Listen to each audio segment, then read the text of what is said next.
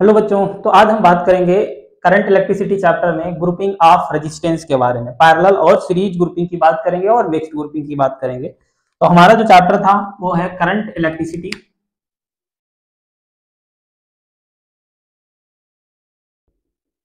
Current electricity, तो इसमें हम बात करेंगे ग्रुपिंग ऑफ रेजिस्टेंस।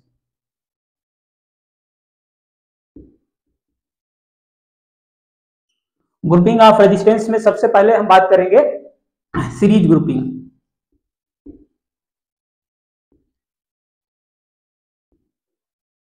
मतलब अगर हमारे पास बहुत सारे रेजिस्टेंस कैसे सीरीज में कनेक्टेड हैं तो हम उनका नेट रेजिस्टेंस मतलब इक्विवेलेंट रेजिस्टेंस कैसे कैलकुलेट करेंगे। तो जैसे कि हमारे पास मान लो ये बहुत सारे रेजिस्टेंस कैसे लगे हुए हैं सीरीज में, और इनको अगर हम किसी बैटरी से कनेक्ट कर देते हैं, ठीक, ये मान लो बी बैटरी, बी पोटेंशियल की बैटरी है, इसका रेजिस्टेंस हम R1 मान लेते हैं, R2, R3 एंड R4, ऐसे ही और सारे लगे होंगे। ठीक है, तो हम यहाँ इतनी बार यहाँ से मान लो कोई करंट निकल रही है आई, तो करंट इस तरीके से फ्लो होगी। ठीक है, तो यहां से देखो कोई करंट के लिए कोई दूसरा रास्ता नहीं, एक ही रास्ता है। तो जब भी अगर हम सीरीज ग्रुपिंग की बात करेंगे, मतलब बहुत सारे अगर सीरीज में कितने भी रेजिस्टेंस लगे हों, तो जो करंट यहां से एंटर करेगी वही करंट यहां से एग्जिट करेगी, मतलब यहां से यहां तक क्या होगी, सेम करंट। तो सीरीज में क्या होता है, करंट सेम होती है, आई क्या होगी, सेम, करंट सेम है। लेकिन अगर हम अब बात करते हैं इनका आर इक्विवेलेंट निकालते हैं, तो आर इक्विवेलेंट सीरीज का क्या होगा, इनको सीधे ऐड कर देंगे, R1 plus R2 plus R3 plus R4। ऐसे जितने भी रेजिस्टेंस अगर सीरीज में कनेक्टेड हैं तो हम ऐड करते जाएंगे, हमारे पास नेट रेजिस्टेंस आ जाएगा। तो ये तो होता है सीरीज ग्रुपिंग। सीरीज ग्रुपिंग में क्या होगा, अब मान लो जैसे कि अगर हम बात करें यहाँ पर n number of resistance, equal resistance, सबका रेजिस्टेंस R है। ठीक है, if n number of equal resistance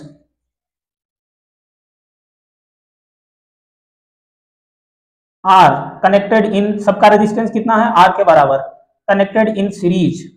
तो अगर सारे कैसे कनेक्टेड हैं, सीरीज में कनेक्टेड हैं, तब अगर हमसे नेट रेजिस्टेंस पूछा जाए तो हम क्या कर देंगे, R इक्विवेलेंट कितना आएगा, N into R, N into R। जैसे कि अगर हम मान लो एग्जांपल लें, मान लो हमारे पास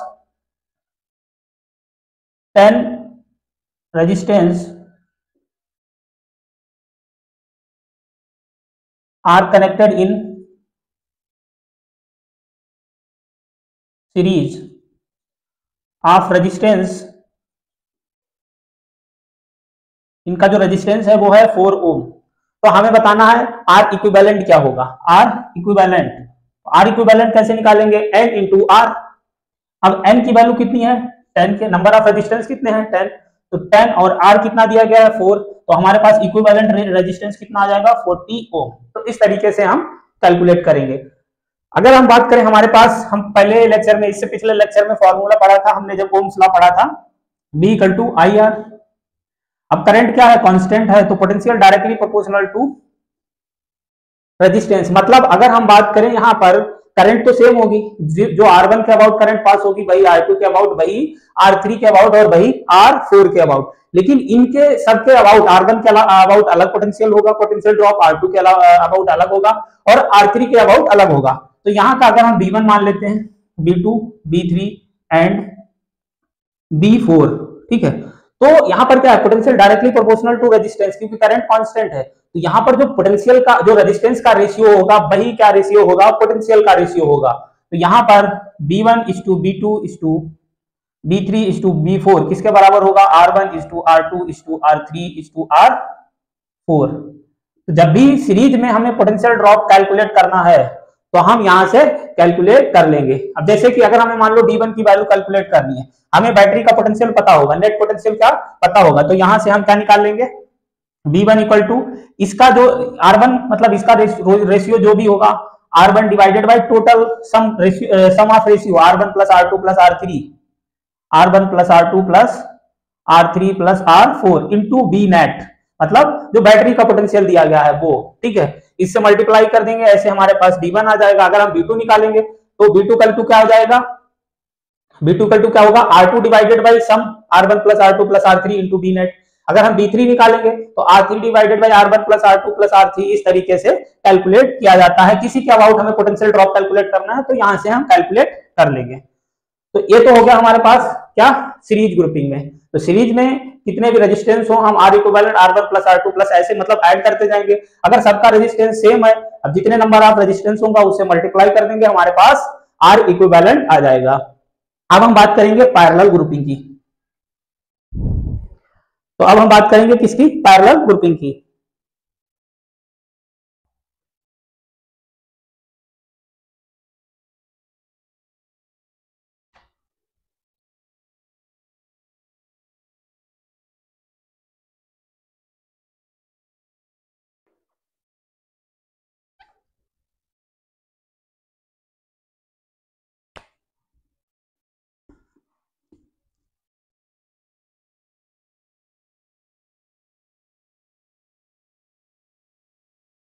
पैरेलल ग्रुपिंग, तो अब मान लो बहुत सारे रेजिस्टेंस हमारे पास कैसे लगे हुए हैं, पैरेलल में कनेक्टेड है।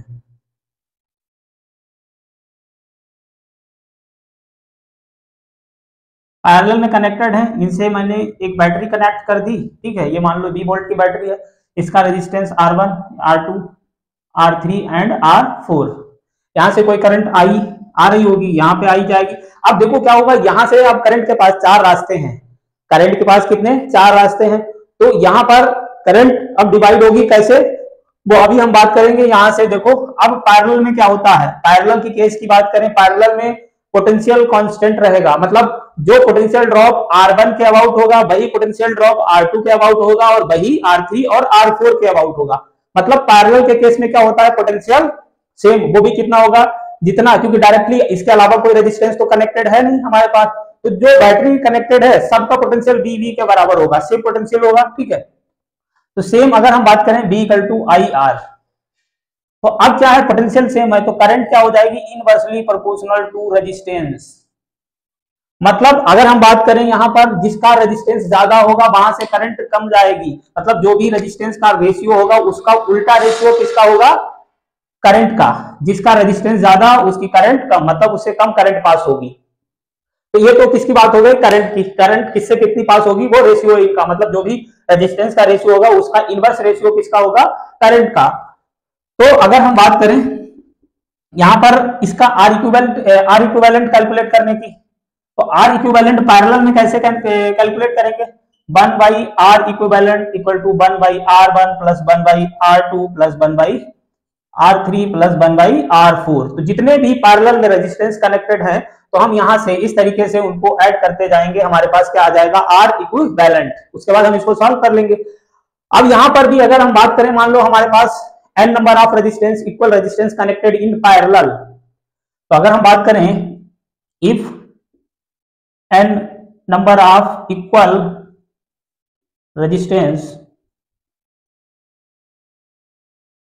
are connected in equal resistance R है मान लो, ठीक है, कनेक्टेड इन पैरेलल। तो जब भी n number of equal resistance parallel में कनेक्टेड है तो R इक्विवेलेंट कितना आएगा हमारे पास, R इक्विवेलेंट आएगा R बाई N। कितना आएगा, R बाई N। अगर हम एग्जांपल की बात करें, मान लो हमारे पास 10 इक्वल रेजिस्टेंस, 10 रेजिस्टेंस है, ठीक है, और इनका जो रेजिस्टेंस है R की वैल्यू है मान लो 4 ओम ही मान लेते हैं, ठीक, कितनी है, 4 ओम। तो अब कितने हैं, 10 है, N की वैल्यू 10 है और R की वैल्यू कितनी है, 4। तो R इक्विवेलेंट कितना आएगा, R कितना है, 4 बाई N मतलब 10। तो कितना आ जाएगा, R इक्विवेलेंट 0.4 ओम के बराबर, 0.4 ओम के बराबर। अब अगर हम बात करें सीरीज में जो हमारे पास R इक्विवेलेंट आया था उसमें क्या कर रहे थे, हम ऐड कर रहे थे। तो वहां पर जो R इक्विवेलेंट आएगा उन सब में जितने भी सीरीज में रेजिस्टेंस कनेक्टेड होंगे तो उनमें जो सबसे बड़ा रेजिस्टेंस होगा उससे भी ज्यादा R इक्विवेलेंट आएगा सीरीज के केस में। जबकि अगर हम पैरेलल की बात करें तो पैरेलल में क्या होता है, पैरेलल में जो सबसे छोटा मतलब रेजिस्टेंस होगा R इक्विवेलेंट उससे भी छोटा आएगा। तो ये याद रखना किसमें, अगर हम बात करें सीरीज के केस में, सीरीज के केस में जो R इक्विवेलेंट है वो क्या आएगा, लार्जर देन लार्जेस्ट, जो सबसे बड़ा रेजिस्टेंस होगा उससे भी ज्यादा R इक्विवेलेंट आएगा। Larger than largest. जबकि पैरेलल की बात करें, हम पैरेलल की बात करें तो पैरेलल की बात अगर हम करते हैं तो यहां पर क्या होगा, जो पैरेलल में सबसे छोटा रेजिस्टेंस होगा आर इक्विवेलेंट उससे भी कम आएगा, स्मॉलर देन स्मॉलेस्ट, ठीक है, स्मॉलर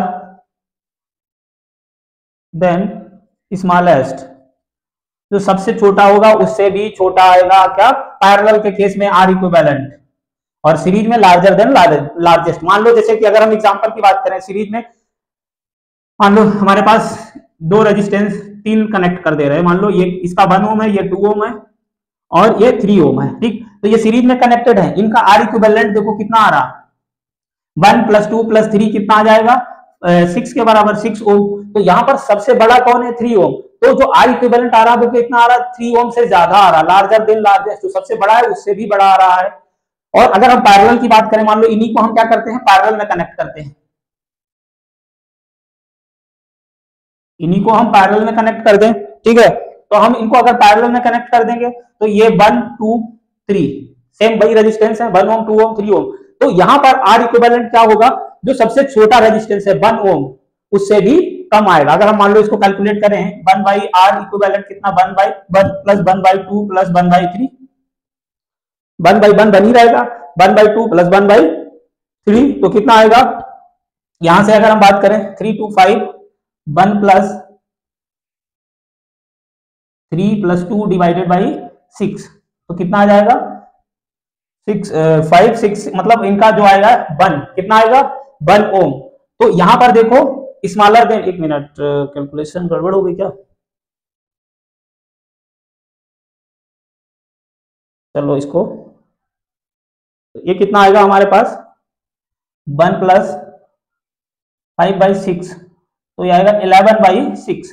अब 11/6 देखो क्या है, लेस देन 1 वैल्यू होगी, ये क्या आएगा, लेस देन 1, तो सबसे छोटा रेजिस्टेंस हमारे पास क्या था 1, और जबकि आर इक्विवेलेंट कितना आ रहा हमारे पास, ये सॉरी 11/6 है, ये तो मोर देन 1/R इक्विवेलेंट आई है ना, तो अगर हम आर इक्विवेलेंट निकालेंगे तो इसको पलट देंगे, मतलब कितना 6/11, 6/11 क्या है, लेस देन 1 है।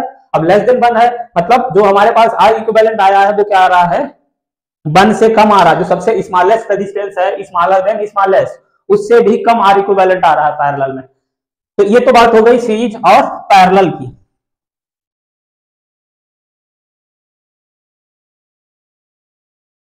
अब यहां पर करंट डिस्ट्रीब्यूशन या पोटेंशियल डिस्ट्रीब्यूशन कैसे होगा इसकी बात करेंगे हम।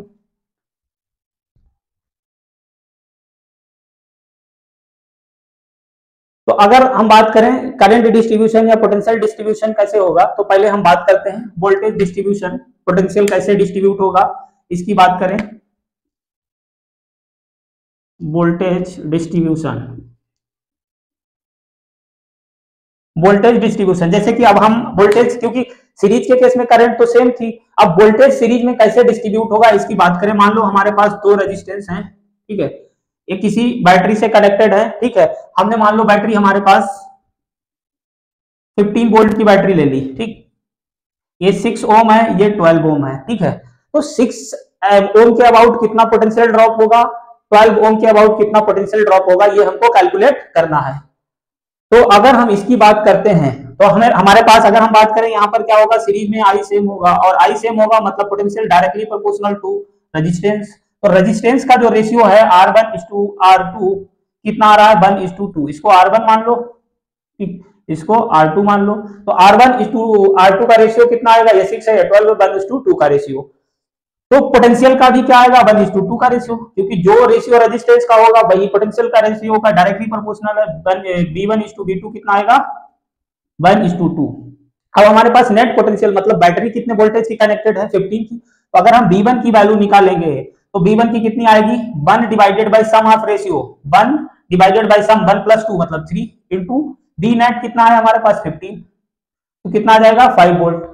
अगर हम V2 निकालेंगे तो B2 मतलब 2 divided by sum of ratio, 2 divided by 1 + 2 मतलब 3, 2 डिवाइडेड बाय 3 इंटू 15 क्या आ जाएगा, ये 10 वोल्ट आ जाएगा। तो अगर इसकी बात करें हम मतलब 6 ओम के अबाउट कितना होगा, 5 वोल्ट का पोटेंशियल ड्रॉप, और 12 ओम के अबाउट कितना होगा, 10 वोल्ट का पोटेंशियल ड्रॉप। तो ऐसे हम सीरीज में पोटेंशियल ड्रॉप कैलकुलेट करेंगे। जैसे अब मान लो हम और सारे एग्जांपल ले लेते हैं, ठीक है। मान लो हमारे पास कोई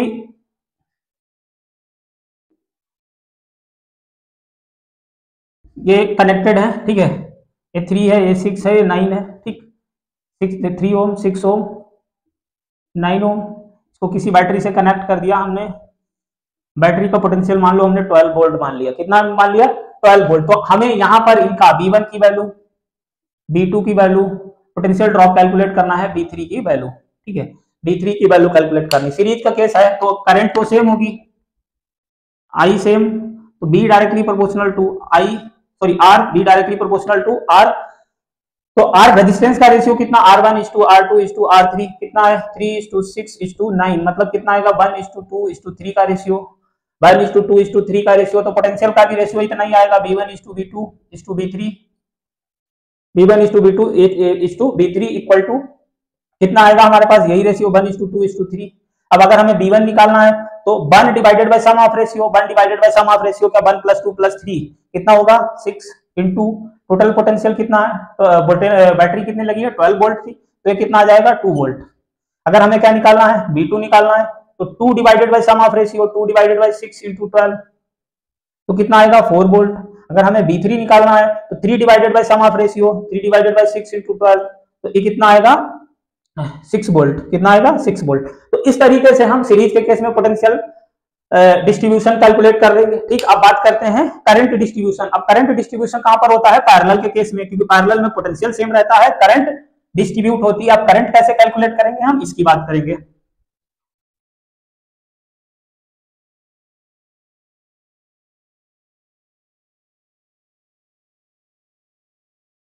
अब हम बात करेंगे करंट डिस्ट्रीब्यूशन।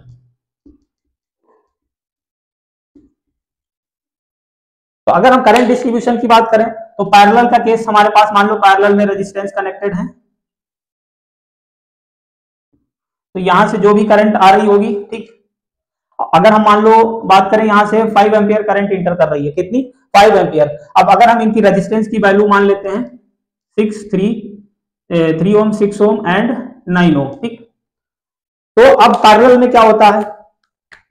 पैरेलल में कभी कभी क्या होता है, हमें करंट नहीं दी होती है, तो हमें बैटरी का पोटेंशियल दिया होगा, तो बैटरी का पोटेंशियल हम वहां से पहले इनका आर इक्विवेलेंट निकालेंगे, ठीक है। क्या करेंगे? आर इक्विवेलेंट, ऐसा भी क्वेश्चन लेंगे हम, फिर बात करेंगे, पहले इसी को सॉल्व करते हैं, ठीक है। तो अगर हम बात करें यहाँ पर जो हमारे पास करंट कितनी है, वो रेजिस्टेंस 3, 6 और 9 है। रेजिस्टेंस कितना है?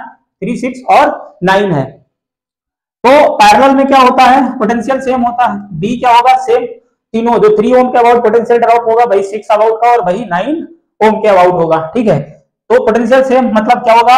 यहां से अगर हम बात करें करंट क्या होगी? Inverse ratio of resistance, I inversely proportional to R. तो रेजिस्टेंस का जो रेशियो है R1, इसको R1 मान लो, इसको R2 और ये R3। तो R1 is to R2 is to R3, R1 is to R2 is to R3 कितना आएगा? 1:2:3 का रेशियो, 1:2:3 का रेशियो, ठीक। अब अगर हम बात करें करंट का रेशियो क्या आएगा? इसका इनवर्स, इसको पलट दो, तो I1 is to I2, यहां से करंट मान लो I1 जा रही है, यहां से I2 जा रही है, यहां से I3 जा रही है, तो I1 is to I2 is to I3 क्या आएगा? इसका जस्ट इनवर्स, इसका जस्ट इनवर्स कितना आएगा? 3:2:1। ये किसका आ जाएगा? करंट का रेशियो। अब हमें I1 की वैल्यू, मतलब हमें ये पता करना है कि यहां से कितनी करंट पास हो रही, टोटल करंट कितनी आ रही? 5 एम्पियर। टोटल करंट हमारे पास आ रही 5 एम्पियर, तो I1 कितना होगा?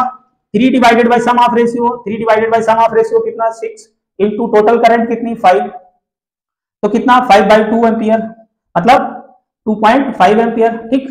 अब अगर हम बात करें I2 की वैल्यू कैलकुलेट करते हैं, I2 2 divided by sum of ratio, 2 divided by 6 into 5, तो कितनी आएगी? 5/3, 5/3 मतलब ये आएगी 1.67 एम्पियर के आसपास, ठीक। अगर हम बात करें I3 की बात करें तो I3 कितना आएगा? 1 divided by sum of ratio, 1/6 into 5, मतलब 5/6, 5/6 का मतलब कितना आएगा? ये 5/6 हो गया 0.50 0.83 के आसपास आ जाएगी, ठीक है, 0.83 एम्पियर के आसपास। तो अगर हम इनका सम करेंगे तो हमारे पास 5 एम्पियर करंट आएगी, 2.5, 1.67, तो इनका सबका सम करेंगे तो लगभग में वही होगा, क्योंकि ये थोड़ा बहुत कम ज्यादा हो सकता है। तो नेट करंट कितनी? 5 एंटर कर रही है, तो यहां से 5 ही निकलेगी। लेकिन यहाँ पर क्या होगी, डिस्ट्रीब्यूट होगी I1। अब वो कैसे, रेजिस्टेंस के इनवर्स रेशियो में, जहां रेजिस्टेंस ज्यादा वहां से करंट कम। तो रेजिस्टेंस सबसे ज्यादा 9 ओम है, तो सबसे कम करंट किसमें जा रही है, इसी 9 ओम वाले में कितनी आई, 0.83 के आसपास। तो जहां से जितनी ज्यादा करंट वहां उतना ही कम, जहां जितना ज्यादा रेजिस्टेंस उतना ही कम करंट जाएगी। ठीक, तो ये तो किसका हो गया, सीरीज पैरेलल के केस में करंट डिस्ट्रीब्यूशन।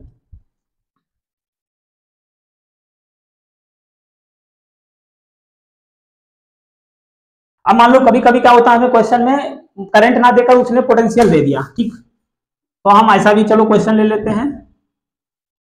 हमारे पास ये 3 रेजिस्टेंस है जो कि पैरेलल में कनेक्टेड है।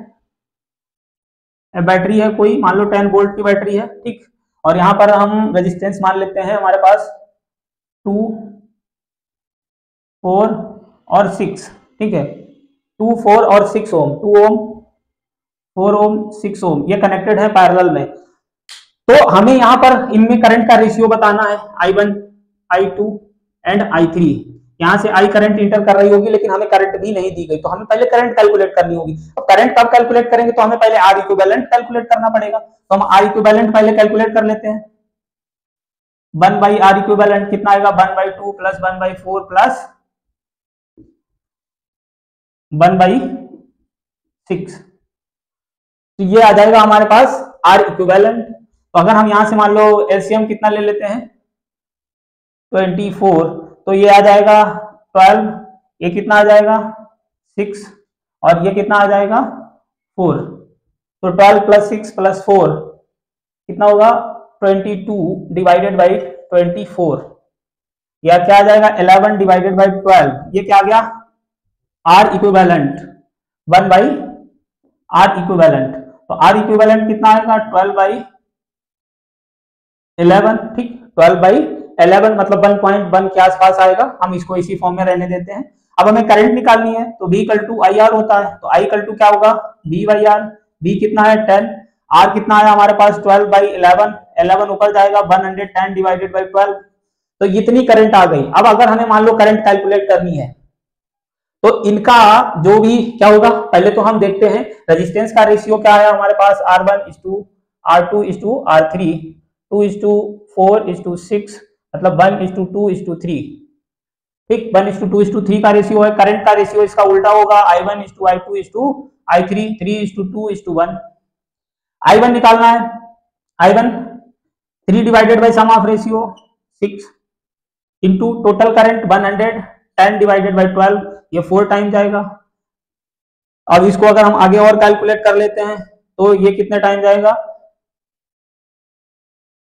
2, और ये 55 divided by 12, 55 divided by 12 ampere I1 आ जाएगी। अगर हम बात करें I2 की, तो I2 कितना आएगा हमारे पास, 2 divided by sum of ratio, 2 divided by sum of ratio, sum of ratio कितना है 6 into 110 divided by total current 110 divided by 12, तो ये कितना आएगा 6, मतलब 110 डिवाइडेड बाई 36। अगर हम इसको और डिवाइड करें, 55 डिवाइडेड बाई 18 एम्पियर, कितनी I3 की, I2 की वैल्यू इतनी आ जाएगी। अगर हम I3 कैलकुलेट करते हैं, तो I3 1 divided by sum of ratio 1/6 into 110 divided by 12, तो ये कितना आ जाएगा 55 डिवाइडेड बाई 36, 55 डिवाइडेड बाई 36 एम्पियर। तो यहां पर भी देख लो, सबसे कम रेजिस्टेंस ये है, सबसे ज्यादा करंट, सबसे ज्यादा करंट मतलब 55 बाई डिवाइडेड बाई 12, सबसे ज्यादा यही होगी। फिर उससे ज्यादा रेजिस्टेंस मतलब उससे कम करंट ये होगी। सबसे ज्यादा रेजिस्टेंस 6 ओम है, तो इसके अबाउट सबसे कम करंट आई है। तो इस तरीके से हम करंट डिस्ट्रीब्यूशन कैलकुलेट करते हैं। तो ये हो गई सीरीज और पैरेलल ग्रुपिंग की बात। अब कुछ मिक्स्ड ग्रुपिंग में भी पूछा जाता है, तो हम मिक्स्ड ग्रुपिंग की बात कर लेते हैं एक साथ। करंट कैसे डिवाइड होगी, पोटेंशियल कैसे डिवाइड होगा। ठीक, तो अगर हम मिक्स्ड ग्रुपिंग की बात करें, मतलब सीरीज और पैरेलल कनेक्टेड होंगे,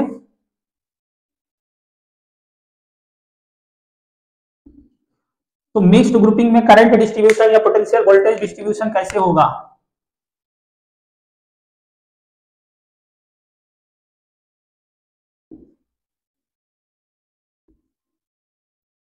यहाँ का रेजिस्टेंस R मान लेते हैं, यहाँ का 1 पॉइंट R मान लेते हैं, यहाँ का 3R मान लेते हैं, ठीक। और हमने यहाँ से B वोल्टेज की बैटरी लगा दी, ठीक। क्या? B वोल्टेज की, ये नीट का क्वेश्चन आया हुआ ही है, ठीक है। तो हमें बताना है कि यहाँ के अबाउट, मतलब इन दोनों के अबाउट, क्योंकि इन दोनों के अबाउट पोटेंशियल ड्रॉप तो सेम होगा, जो 1.5R के अबाउट होगा वही 3R के अबाउट होगा, और इसके अबाउट अलग होगा, इसके अबाउट अलग होगा। अब यहाँ पर अगर हम पहले तो इसका क्या निकालते हैं, R इक्विवेलेंट। तो जब भी दो रेजिस्टेंस अगर पैरेलल में कनेक्टेड है तो सीधे 1.5R into 3R divided by 1.R plus 3R, तो 4.5R square divided by 4.5R, एक R से एक R कैंसिल हो जाएगा, तो क्या बचेगा, 4.5 से 4.5 कैंसिल हो जाएगा। कितना आ गया? इन दोनों का R इक्विवेलेंट कितना आया, R के बराबर। तो इन दोनों का R इक्विवेलेंट अगर R के बराबर आया है, तो अगर हम नया सर्किट बनाते हैं इसी को, तो अब हमारे पास क्या हो गया, इस तरीके का सर्किट मिलेगा। ये भी R है, ये भी R है, क्योंकि जो R इक्विवेलेंट आया है ये भी क्या है, दोनों का R के बराबर। ये भी वोल्ट की बैटरी है।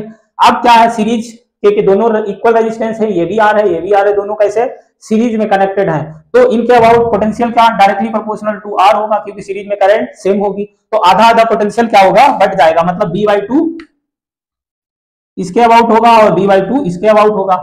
तो अगर हम यहाँ पे बात करें, मतलब यहाँ पर B/2 जाएगा, यहाँ पर इस B/2 इसके अबाउट भी B/2 होगा और इसके अबाउट भी क्या होगा, पैरेलल में पोटेंशियल सेम रहता है।